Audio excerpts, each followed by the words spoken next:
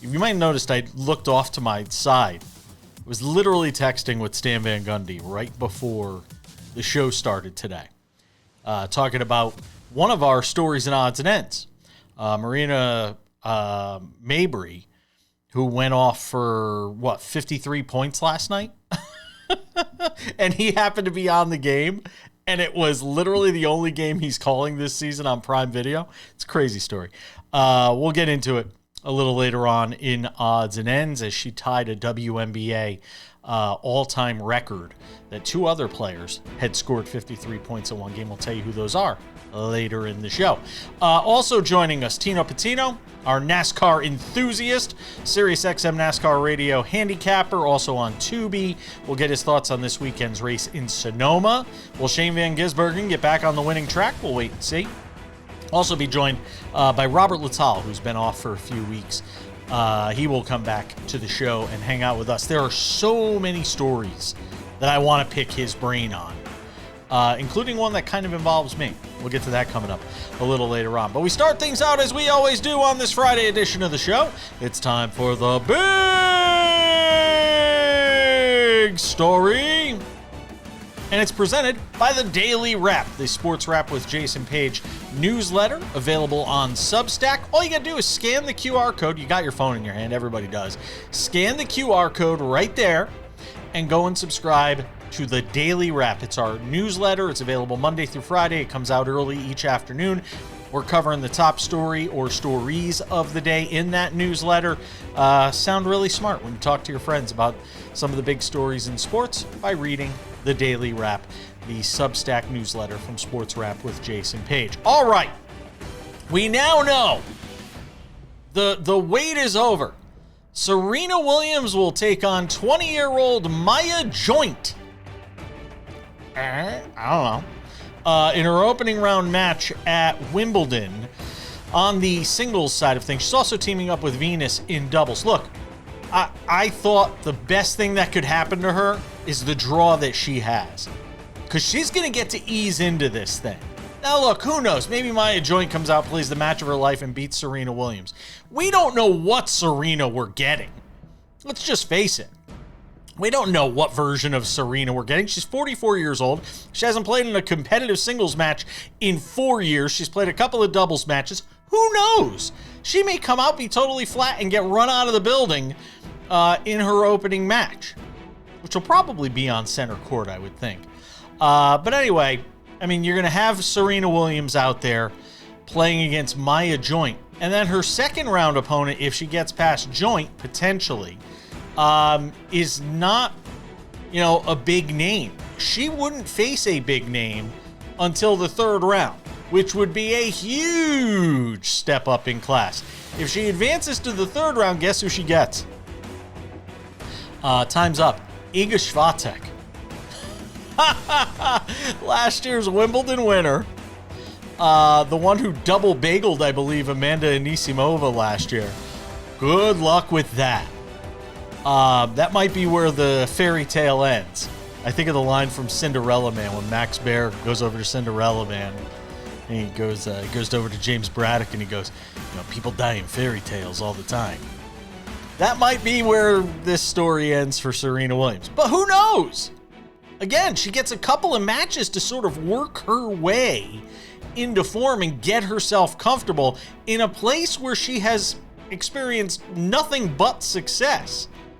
And I'll tell you right now, the pressure isn't on her when she gets, if she gets, to that third round against Swiatek. It's all on Iga. She's the defending champion. She's the one that double bageled Anisimova last year. The pressure isn't on Serena if she gets to the third round. If she wins her first two matches, she's going to be flying high. Fans are going to be on her side. There's already a little animus towards Swiatek for different reasons. I mean, I think it's a great situation. I don't think this draw could have set up any better for Serena Williams than it has. Big story number one. Big story number two. It broke just before we put the show together today. Carlos Mendoza out as manager of the New York Mets. 34-47 start will do that to you. They've been getting embarrassed lately. And it's been embarrassing baseball that they've been playing. And I don't know how you... Look, you try to change something up if you're Steve Cohen. You try to change something up in terms of, maybe getting the players' attention more. Andy Green has been named the interim manager. He'll take over the team. And frankly, you could, raise, anybody from the dead that's been, the most amazing baseball manager of all time. It isn't going to matter right now with this Mets team. They're just going through it. And they got to pull themselves out of it. And it's probably not Carlos Mendoza's fault that the Mets are 34-47, but you can't, we say this all the time. I hate to be so cliche. You can't fire players. You can only fire managers. So the players are going to have to be the ones that pull themselves out of this. But their play this season has cost Carlos Mendoza his job. There's no getting around that. I might have said this yesterday on the show. The good news for the Mets is there's like 100 games or 90 games left in the season. The bad news for the Mets is there's like 90 games left in the season. This thing could still get worse. Yeah, they have the worst record in the National League East by a lot. But it could still get worse for this team. And it's going to be a long summer in Flushing if things keep going the way they are. One last thing. I can't resist. I can't resist. You see the hat behind me? It's a Yankee hat. How do you think Juan Soto's feeling about that decision to go to the New York Mets? I mean, look, it was probably a financial play, but remember when he came out and said, I think my best chance to win over the next however many years this contract is with the New York Mets? Somebody gave him some bad intel. That's the big story. We're coming back. Robert Littal is here. We're talking about the top stories of the week next.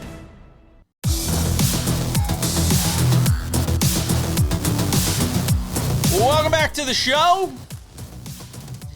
I used to always say if it's a Friday, it means this guy's here, but he hasn't been here in a while. And that's on me. We've been kind of taking like half Fridays off lately. Robert Littal, the founder of Black Sports Online. I'm going to do something I never do. Can you move yourself to the center a little? You're a little off center. That's what I thought. There you go. Yeah, that's better. That's better. Robert Littal, founder of Black Sports Online, hangs out with us. We're professionals here. Trust us. We're professionals. Author of a book that's coming out later this year as well, which we've talked with him about, and we'll definitely talk about it more as we get closer to it. I was just reminded because he was talking to me about something he was doing related to the book. I won't say what it was, just in case he doesn't want people to know. But pretty cool stuff.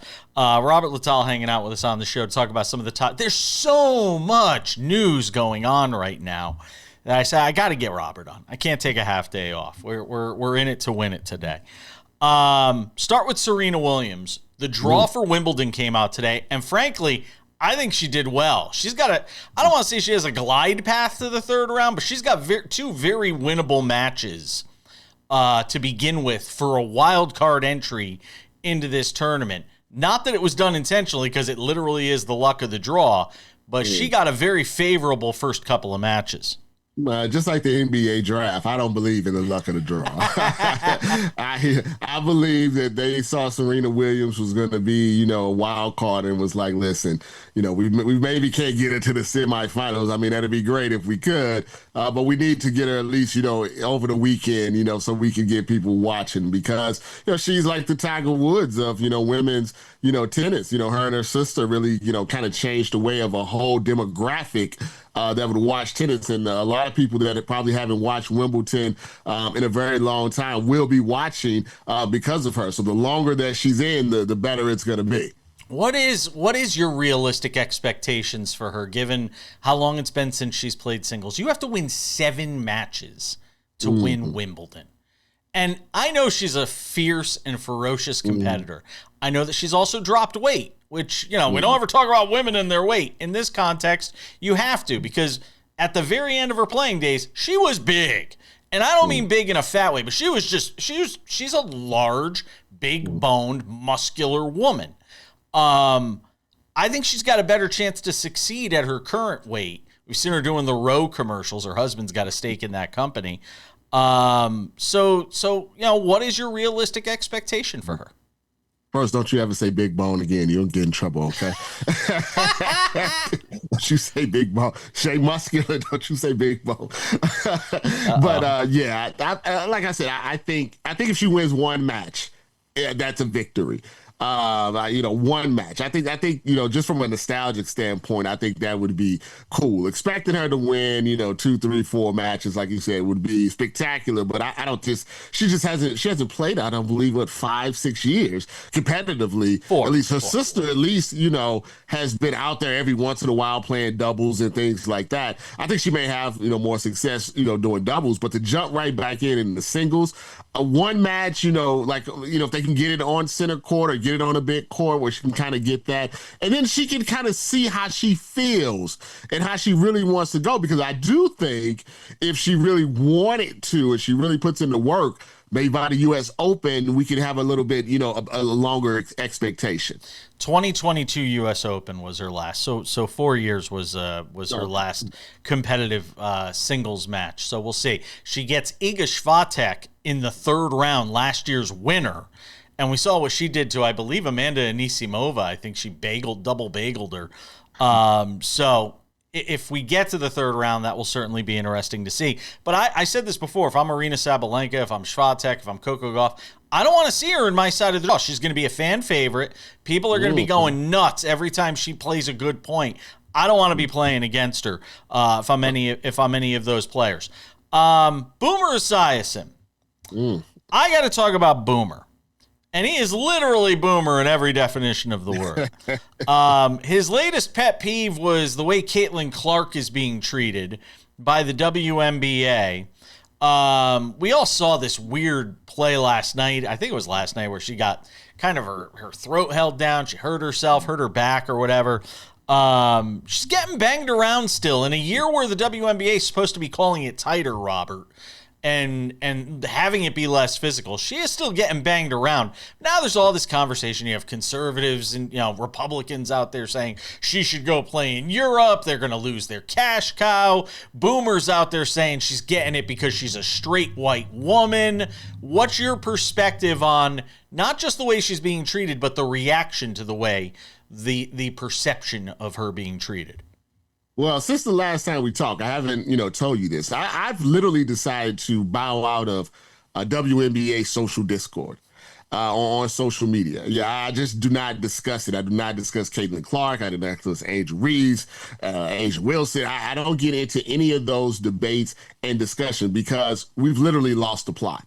We've literally went so far left that I don't think we can come back, from it. In a situation where, someone like Boomer Esiason can say, these certain things, but it's all over the place. Everybody has these very wild, crazy, over-the-top opinions. Nothing is about basketball, anymore. I feel bad for Caitlin Clark in a sense that I know she just wants to play basketball.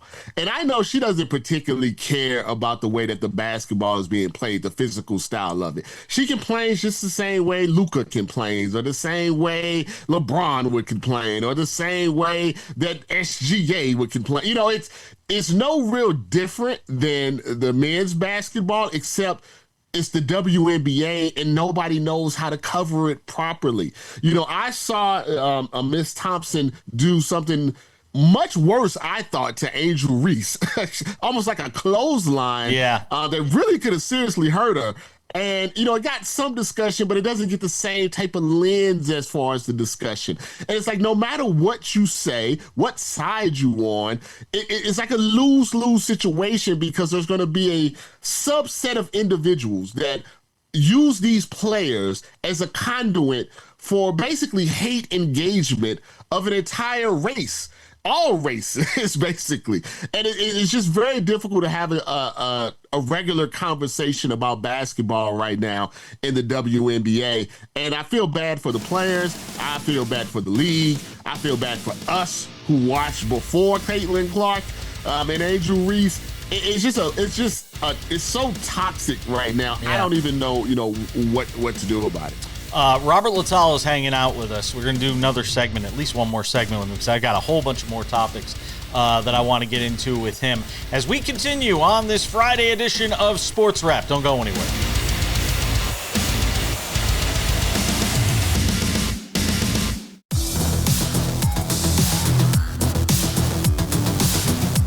Robert Littall is hanging out with us today on the show. I'm keeping it fluid today. Might be around for another segment. I don't know. I got a lot of topics I want to run through with him, and I don't want to rush through them. With our buddy from Black Sports Online, founder, hangs out with us on the show a lot on Fridays, usually on Fridays. So, the World Cup. I watched last night. United States loses to Turkey A. I don't know when it became Turkey A. Nobody's been able to explain when it became Turkey A, and it wasn't just Turkey. I don't know when that happened. Apparently, Turkey was Americanized, and they don't like that because it sounds it's a turkey like Thanksgiving, and they're like that's not really our culture. So another just American thing that we made something that people didn't actually want. Us evil Americans. So they lose to Turkey A last night. I'm calling them Turkey. I can't call it Turkey A. They lost to Turkey last night, 3-2. Late goal in extra time for Turkey is the difference. Look, they largely played the B squad. They had Christian Pulisic who came out there and played in the second half, and the crowd went nuts. First of all, from the perspective of finally losing a game in this World Cup, do you think there is any hangover? Is there so much time in between these games, between now and the knockout stage, that this doesn't really have a lingering effect for this team? No, it's no different than, clinching a playoff spot in any sport. You want to rest your starters. You want to make sure nobody gets hurt. You do want to try to keep a little bit of the momentum, but like you said, I think it's a little different with soccer. It's not like you're playing tomorrow. Like you said, I think once they clinched and they knew where they were going to go, there was really no reason to really kind of go, all out. And, they were tied up until, the last minute, of the game. So I don't think it's anything to be overly, concerned with. Are we setting ourselves up here? Because it sure as hell feels like it. All right, fine, they beat Paraguay, they beat Australia. They had to kind of limp to the finish line in that Australia game where it felt like they were kind of running out of gas physically a little bit. Are we setting ourselves up for disappointment with this U.S. team? Because, all right, fine, they're going to play Bosnia-Herzegovina. They should win that game. And then you're into the round of 16. And you start to dream a little bit. Hey, you never know. I believe that we could win. Are we setting ourselves up here? Has the hype been too much? Or do you think it's been adequate given what we've seen both in the past and what we're seeing currently from the USA men's national team? Well, what I see from the team now is they added some brothers. And they added some immigrants, which I think is very interesting considering how our country, is. If you really look at the roster, honestly look at the roster, it goes against everything that this administration is actually talking about. Sure. But, when it comes to sports, that's the one time that I think even people that, let's say, aren't favorable toward people that don't look like them, all of a sudden become true patriots, the Olympics, the World Cup, things like that. I don't know as far as to say, I don't think anybody expects us to win. I think, like you said, the closer you get, the more hope you get. But it's kind of like an 8 seed, kind of going through the playoffs. The bubble is going to pop, at some point. And I think the World Cup itself, the spectacle and the event of it is bigger than just the United States. There is an irony, and it should not be lost on anybody, that in this, the very same people that, where I'm going, the very same people who would do anything to get a lot of immigrants out of the country or keep them out of the country. And whether I don't care where your politics are, listen to this and listen to it closely because I'm right in my heart of hearts. The same people that would like to either keep those people out or get rid of the ones that are already here are the same ones screaming on social media, America's back because we're singing John Denver songs and they're all singing the national anthem in the middle of the pitch, Robert Littal. There is an irony to this that is just inescapable. First thing I noticed. First thing I noticed, game one, I said, okay, let me get into this. Let me see who's on the team. And I started looking at how these guys are like Jason Tatum. And then the brothers scored a couple of, I said, who's this guy? Then I went and looked at his, backstory, how he was born over here really just because, of work and all. I said, oh, okay. He's really from England and all of this. I said, all right. I see. We want to win. So now when you want, the best way that America wins in pretty much any sports is when we're diverse, because we have such a diverse population of different type of people. We're not, structured to just have one type of people, which in sports helps you because you get a lot of different type of athletes in there. But it's funny because it goes all the way. It goes back to Joe Louis. It goes back to Jesse Owens. So when we're playing in these sports, it's great. We're all American. And then when the sports are over, it's, go race a horse. You can't eat with us. Get out of the country. So, I wanted to point that out, just for some of those people that are cheering right now to maybe look themselves in the mirror. I know they won't, but maybe one will and say, hey, man, maybe it's not too bad to have a little diversity in this country. What's hilarious, too, is the John Denver song. It makes me laugh that they're all touting John Denver, who was the biggest conservationist around. I mean, John Denver was like uber liberal, and it's just it's like the YMCA thing. It's like the YMCA thing. It can't be lost on anybody. I need to get your opinion on something. I might hold you. I'm gonna have to hold you over because I only have a minute and a half left to talk about this. For people who haven't been following, I've had a bit of an online tussle with Aubrey Huff, the former longtime major league, played over a decade in the major leagues, won a couple of World Series with the Giants. Basically stole a bunch of money from Baltimore because he wasn't very good there. He had like a minus 1.7 WAR during his time there. But I mean, look, the guy had a representative Major League Baseball career. And when I point that out online, the people that hate him are like, "No, he wasn't even that good." Let's be honest. He was a decent Major League Baseball player. He hung around for a while. We've been going at it because he's basically a hateful, homophobic bigot. And some of the words that he uses to describe gay people are frankly disgusting. And I usually stay out of these things, and I need to know if I'm making the right decision by engaging in some of these culture war conversations that are intersecting with sports. Boomer Esiason, the whole thing with Caitlin Clark and talking about whether or not, the straight white woman comment that he made.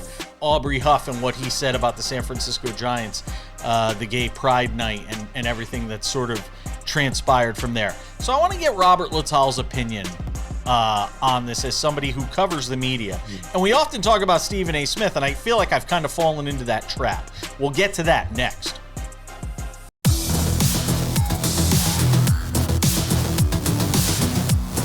It's a Friday on SportsWrap. Robert Littal back in his customary spot this week. Love hanging out with him and getting his thoughts on some of the big stories of the week. It's been a week in like 2 days. There's been so much news here in the past couple of days. So I set it up in the last segment, this whole thing with me and Aubrey Huff. And there is a part of me that even regrets engaging with this knuckle-dragging Neanderthal. And I should have just let him stay in the cave where he belonged because I give oxygen to him when I bring this stuff up. And I don't believe in doing things for clicks and views. If they come, they come, but I don't believe in doing that. And it could appear that way to people if you look at my X feed. So I want to get your opinion on this back and forth I've had with him. And don't hold back. If you think I'm an idiot for engaging with him, tell me you think I'm an idiot for engaging with him.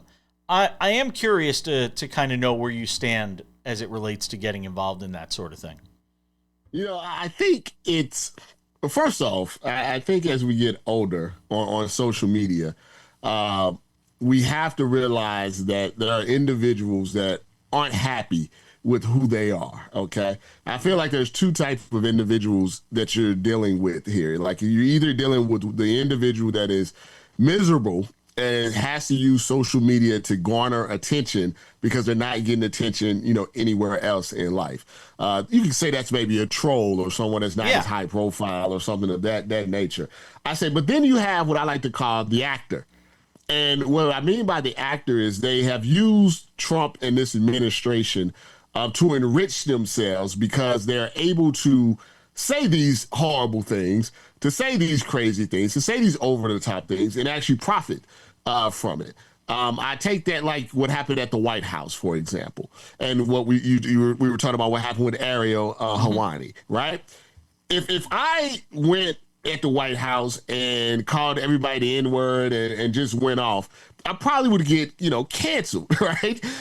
But in this particular administration, you can say something as horrific as the First Lady of the United States is a man, and then get, a press tour, off of it. So you have to be careful because sometimes by engaging with them, you're giving them exactly, what they want. And then they can go and say, oh, I went off on this. And it just gives them, like you said, more, oxygen. The problem is it's so difficult to just sit there and watch someone be disrespectful. I have to see it every day.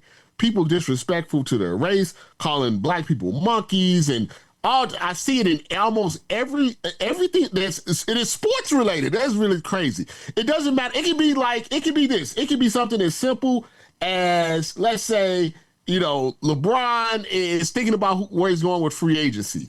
And under the comments, it could be, well, his monkey this, his wife looks like this. It's ridiculous. And you want to answer every single one because it makes you angry. But you have to realize that that's what they're trying to do. And you really have to take kind of a step back and realize, is there better things I can do with my day? And maybe use my platform to not address them directly. Don't give them the oxygen. Make your point, though. This individual is doing this because of X, or this is why. Use your platform to make it positive on your end, as opposed to going back and forth, because that's what people want. They want people to be arguing together because they get entertainment out of it. Yeah. And all you get is a headache at the end of the day. Yeah. And now I feel like I'm getting wrapped up in all of these sorts, like the boomer thing comes up and I can't help but say something about that. And now before I know it, half of my feed and what I'm talking about isn't sports, which is what I'd rather be talking about. Instead, it's people in and around sports that are saying stupid stuff that I feel the need to comment on. And it's this whole thing I just told you about the WNBA. It had got to the point where if I said anything, it would start a discourse that would end up frustrating me. And my wife actually told, she said, I see you look angry, you look upset, and you look frustrated. And you're worried about what people are saying, and your kids want to play with you right now, and you're tweeting away on your phone and everything. And I know, is it worth it? Is it worth it? Like, is it worth it? Is basketball worth it? And I'm like, something, you're right. My husband says the same thing. Him and your wife are they're simpatico on this because he says the same thing to me when it comes to this sort of stuff. Like, why are you so riled up? Like, don't feed it. That sort of thing. And he could see my demeanor change. Of course. When we We're get into human this thing. Yeah, at the end of the day, so it's hard to say, well, don't do that. I mean, you these people are talking about you, essentially. So it's I would never judge you for standing up for yourself. I would just say, peace, kumbaya. I got a minute left.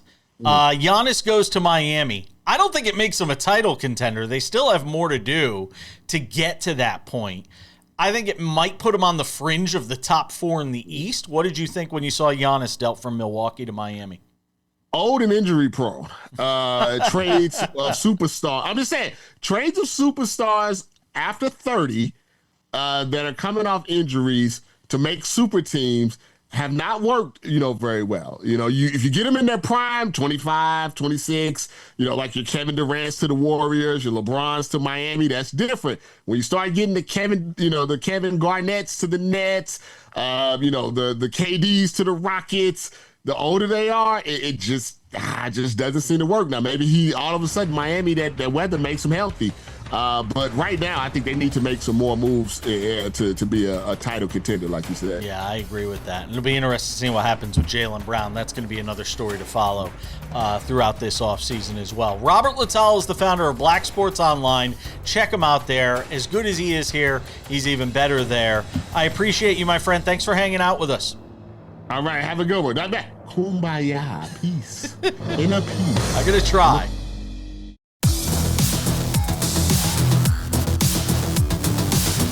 Welcome back to the show. Odds and Ends wraps it up 10 minutes from now. Fridays on SportsWrap, well, they're about this guy. The one and only Tino Patino. Tino Patino is here. SiriusXM NASCAR radio handicapper. Does a great job. Tubi as well. You sure as hell, you go raise your hand. You didn't have Corey Heim winning this friggin' race in San Diego. Were there even odds available on Corey Heim to win that race? There were. Now, I'll put my hand up and say it. My bad. 100 to 1. 100 He was 100 to 1? Yeah. And I saw some community tickets, people within the NASCAR betting universe and whatnot that had 90 to 1, like mid-race. So kudos to them. Happy for them. Happy to get, people to get a big winner like that. But it's always like, I just don't know what to explain with that. I mean, is it Heim? Well, let me ask you. Yeah. Is it Heim time? Oh, it's Heim time. It's definitely Heim time for sure. He's here. I'll give you this stat, which I think is awesome. Since 1982, only 11 drivers have won a NASCAR Cup Series race in their first 15 starts. Corey Heim, that was his 13th start. Who's next to him? Jimmy Johnson, also won in his 13th start. The list is pretty good. Brad Keselowski's on there, Kevin Harvick, SVG obviously first start, but Dale Jr. too. Like some big names on that list that prove, hey, this could be something to come next year when he's racing full time. I don't mean to spring this on you because you won't know the answer to it. How far into his career did Joey Logano win his first race? Oh, I actually do know. I don't know the specific answer, but I do know it was a few years, like 4 to 5 years. Oh, it was that long. Wow. And it took him a while to hit his stride. So I could definitely say, I know he may have won once or twice with JGR. If not, then 0 times. But once he went to Penske, then that's when the ball really started to roll. And he didn't get to Penske and the 22 car until I think it was his 4th or 5th year in the series. So Heim wins a race. He's probably not even going to be in the playoffs, though, because he's not racing enough this year, is he? Correct. Yeah, still a part-time guy. No, the win doesn't count for anything from that standpoint. So how does it work in terms of points? Do points get shifted? The points are still the points in terms of like he won, he gets all those points for he that. does, okay. But since he's only raced in half the races this year and he still will have a part-time schedule. Bubba Wallace, I mean, what can we say? One of his best races, certainly his best race of this season, one of the best he's ever done on a road course. Is there something to take away from that as we move into Sonoma this week? 100%. This is like I feel proud watching Bubba do what he did that race, losing the tire. And before he lost the tire, he was contending with SVG, racing inside the top 3 to 5 on his own merit, like really clean at a road course. And then the adversity happens and you're like, oh, of course, this has been his whole season. But to stay in it, yeah, there was some wrecks. Yeah, there was some strategy. Don't matter because everyone else was a beneficiary of that. SVG getting taken out, which we'll talk about a little bit. But what's important to take away is Bubba was 15th around the cut line. And I remember we talked last week and it was like, all right, he just needs to put a few good races together. He'll be back up there where he kind of belongs. And now he's up to 11th. So that's a huge jump for him. Feel comfortable, hopefully going to Sonoma. You're looking for a top 10 of 15 day. If you can get that, you'll continue to rise. SVG, Shane Van Gisbergen, out for blood this week coming off of what happened in San Diego? He needs to be. He's gonna have to be. He's 17th right now in the point standings. This is why this new format of the chase is fun, because if he wins this week, and you're gonna assume goes for a perfect day and has it. Last year he was able to flip the stages and still win them and win the race overall, get max points. I assume he's going to do that at Sonoma. You know, obviously it was a tough break. Him, Connor Zilic, Ty Gibbs, Austin Hill all get into each other, which is funny because those are essentially all my picks to win the race. And they're all racing up front when it happens, so at least I'll be, happy about that. But if he doesn't win this weekend, you can kiss the chase goodbye. Wow. It's over for him. Like, this is what he needs to do. And even if he does win, Jason, I mean, you can look at him right now, 17th, maybe boosted up to 13th, but who's around there? William Byron, Christopher Bell, who's going to be coming back in a couple weeks, Eric Jones, Austin Cindric. Like, those are guys that can win and can accumulate more points in SVG, so it's going to be tough. Really, I think they were banking on winning last week and this week. Move away from SVG for just a moment and look at the odds for this race. With SVG at minus 150, which is just terrible value yet again. I don't know how you bet him. Connor Zilic, and last week's the perfect reason why I would never want to bet him as minus one at that dollar amount, because weird stuff happens in NASCAR races all the time. Connor Zilic at 7-1, Tyler Reddick at 8-1, Kyle Larson. Where are you, Kyle Larson? We want to see you in the winner's circle there. Kyle Larson at 12-1, Ryan Blaney at 12-1, Ty Gibbs at 16-1. Where are you going this week in the final minute here? All right, so like you said, hard to put a number down on SVG. I'd look at Tyler Reddick, Kyle Larson, Ryan Blaney, all within that standpoint that you talked about. For Larson, this is his home track, California guy. Anytime that we sort of have overlooked him here in the past, he's shown up and gotten a win. But we still can't really bank on their speed. He did show a lot in San Diego, which I was pleased to see. But Tyler Reddick would be obviously the next obvious choice, because right there in the final stages of San Diego, who's leading the 45 car? Looked like he had it done, which I'll also mention. He pulls over, he hits it to Corey Heim, pulls over, lets him get the spot back, and I think that was a really good test of sportsmanship and just like what you can do as a race car driver. You don't have to just hit people out of the way and apologize later. You don't see that very often anymore. Underdog play would be Ryan Blaney this weekend. I'm seeing him as high as 16-1. Won the pole here recently, is very strong on road courses now. And I think although the Fords don't have them in much speed at a road course, if SVG gets knocked out again, the guy up front.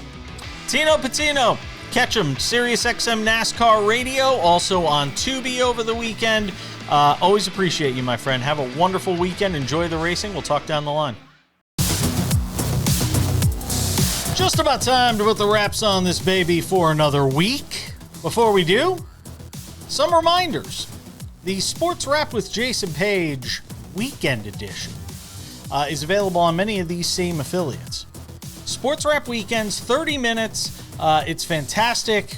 All the best of what we talked about during the week, and sometimes just a little bit extra. Sports Wrap Weekends. If it's not on this affiliate, check your local listing for time and schedule. It could be on a different station within your market. Also go to sportswrap.tv to find your affiliate as well. The Sports Wrap with Jason Page podcast. The audio version of this show available Monday through Friday, wherever you get your podcasts. Spotify, Apple Podcasts, YouTube Podcasts, iHeartRadio, TuneIn, Odyssey, Amazon, you name it. Anywhere you get a podcast, you can listen to this show. Crystal clear audio, Monday through Friday, available each afternoon. Also, the Sports Wrap with Jason Page YouTube channel is the place to find all things Sports Wrap with Jason Page. The Monday through Friday TV version of the show is available there. It is fantastic. 45 minutes, commercial-free. Again, available early each afternoon.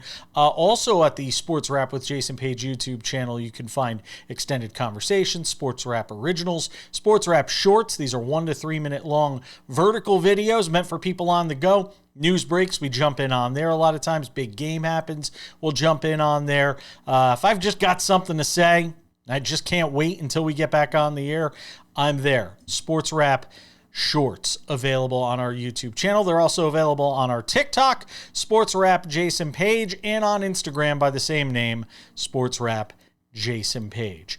Also, we have added the Sports Wrap website, Sports Wrap with Jason Page website. We worked hard on this, so we'd appreciate it if you go and give it a visit. SportsWrap.tv. right there above my head, SportsWrap.tv. It's got the TV version of the show. It's got the podcast. It's got the Sports Wrap shorts. It's got a merch store. Well, eventually we're going to actually be selling merchandise in there. Get your Sports Wrap gear. It's going to be fantastic. We'll be giving away some of that on the air as well. SportsWrap.tv. Find your affiliate. Sign up for the Substack newsletter, all at SportsWrap.tv.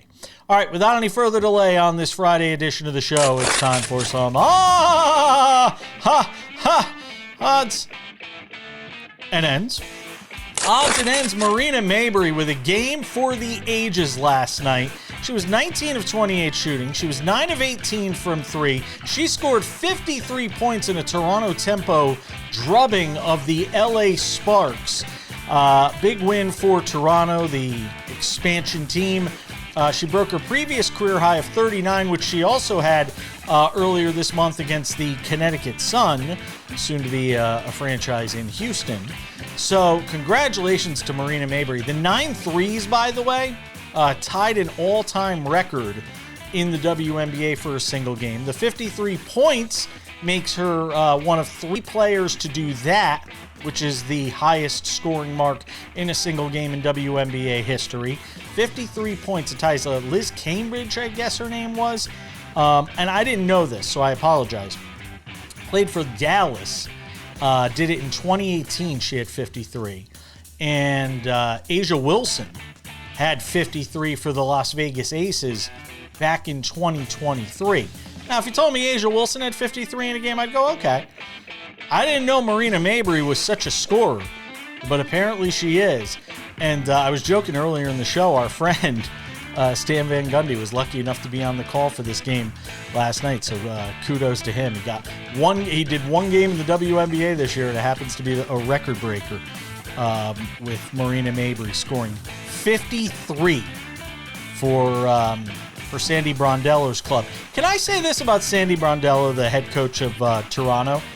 They don't have scoreboards, and I don't mean scoreboards. They don't have the player stats available inside the arena. So Marina Mabrey didn't know that she was closing in on a record, and she was ready to come out of the game. It was a blowout game, and Sandy Brondello sent her back out. She said, no, you're going to get this record. And so many times in sports these days, guy is a no-hitter, it's the 7th inning. Oh, he's at 100 pitches, this magical number. We can't leave him in the game. We see this all the time in sports. Kudos to Sandy Brondello for putting Mabrey back out there to try and tie the record or break the record. I thought that was really cool. So hats off to Sandy Brondello on that. Odds and ends, Bryce Harper. Doing Bryce Harper things. Dude, he's got like 18 homers and 47 RBIs. He took a 5-5 tie last night against the Nationals and turned it into a 7-5 Phillies lead. They'd score 5 in the 9th. They beat the Nationals by a final score of 10-5. I think they're like 46-37 are the Phillies, if I'm not mistaken. What a run this team has gone on since Don Mattingly took over as the manager of the club. And Bryce Harper's hitting like 269, having himself a pretty nice year. A lot of people thought he was washed. Apparently, fans in the right field bleachers thought he was washed. They were giving him crap throughout the night. So if you notice on this highlight, wait for it, he's rounding the bases. Yeah, that's him flipping the bird to the fans in the right field seats that were giving him crap all night. Bryce Harper just doing Bryce Harper things. Man, I hope baseball doesn't wind up with a work stoppage because it's in a good place right now. And it feels like we're headed towards a work stoppage. God, I hope I'm wrong, but everything I'm reading right now feels like we may not have baseball in 2027, or at least for a big chunk of 2027. It's going to do it for us on this Friday edition of the show. A lot of people to thank. Tino Patino, excellent job as always on NASCAR. Robert Lital, the founder of Black Sports Online, for hanging out with us. Sam Yarnell all week long. All of our great guests. You at home for watching. I'm Jason Page. That does it for Sports Wrap on this Friday. We'll catch you back here next week. Bye-bye.